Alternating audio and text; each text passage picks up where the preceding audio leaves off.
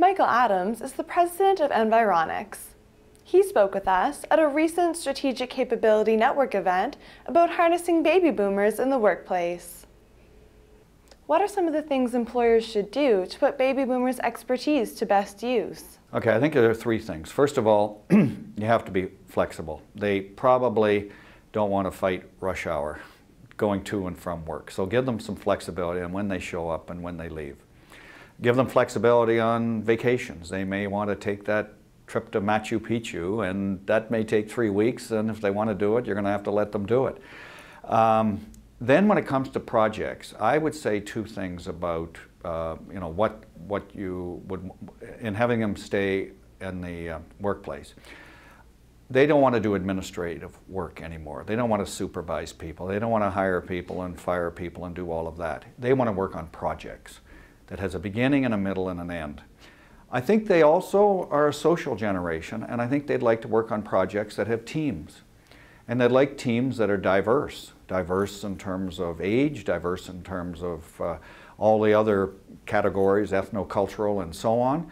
And I think they may want to be in charge of the project, or they may just want to be on the team and then have their area of expertise, and maybe it's something where they can, when they meet, that's work, but also they can work from home. There should be a lot of flexibility. Certainly they should have all the advanced technology at their disposal. What strategies, policies, and programs need to be developed around this? More or less, it's thinking of the rules and regulations and the procedures you have in the organization that impede boomers being able to work on their own terms. If they aren't working on their own terms, they probably won't do it, because we have a sufficient support for them in the country that they're going to have their basic income taken care of.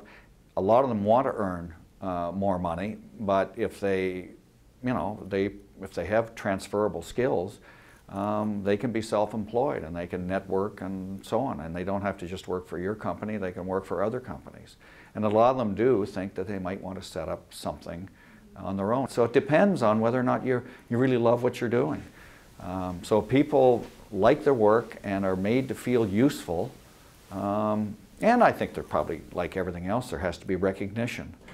They may say they don't want recognition, but they do. And that will be as important. The flexibility and the recognition will be as important as the money. And shouldn't employers be communicating with the baby boomers to find out what really it is they need? Well, absolutely, and there's nothing better than to talk to individuals and say, a lot will have to do with their own health and that of their spouse, and they may still have parents and obligations there.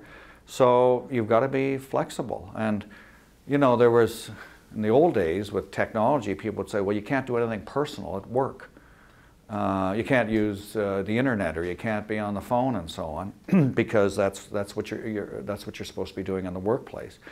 Well, I'm afraid that's a ridiculous idea. If you've got an aging mother, 85, in a nursing home, and she's not well, you want to know about it.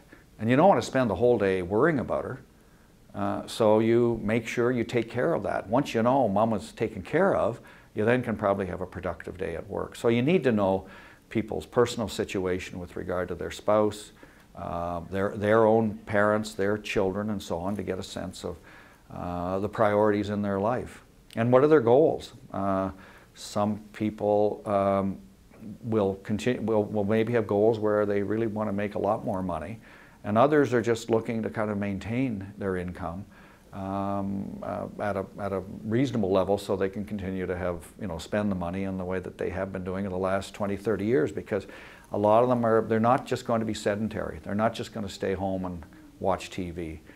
They want to get out, and they want to engage with other people, and they may want to see the world in a way that they weren't able to do in the period of their life where they were working full time and when the kids were at home.